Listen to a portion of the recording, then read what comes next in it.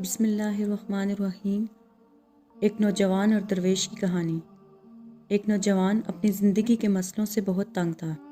ایک دفعہ اس کی ملاقات ایک درویش سے ہوئی۔ اس نوجوان نے اپنی زندگی کی ساری پریشانیوں کے بارے میں اس درویش کو بتایا۔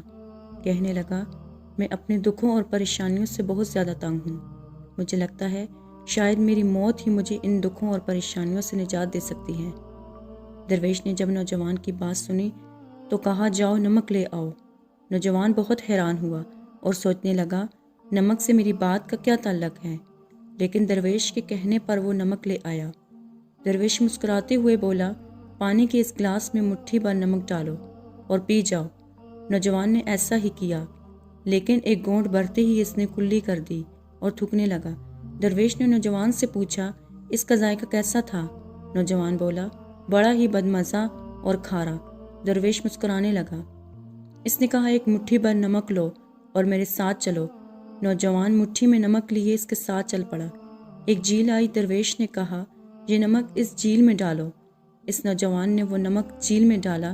درویش نے کہا، اب اس جھیل کا پانی پیو۔ نوجوان نے جھیل سے پانی پیا۔ درویش سے پوچھا، اس کا ذائقہ کیسا ہے؟ نوجوان نے کہا، یہ تو بہت ہی عمدہ اور میٹھا ہے۔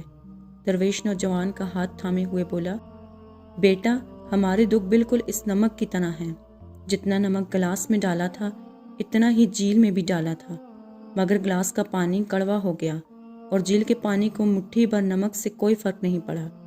اسی طرح انسان بھی اپنے اپنے ظرف کے مطابق تکلیفوں کا ذائقہ محسوس کرتا ہے۔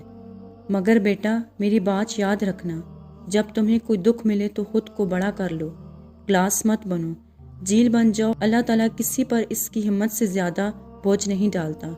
اس لیے ہمیں ہمیشہ یقین رکھنا چاہیے کہ جتنے بھی دکھ آئیں ہماری برداشت سے بڑھ کر نہیں ہو سکتے۔ امید کرتی ہوں کہ آپ کو آج کی ویڈیو پسند آئی ہوگی۔ مزید اسی طرح کی ویڈیوز دیکھنے کے لیے ہمارے چینل کو سبسکرائب کریں۔ خدا حافظ۔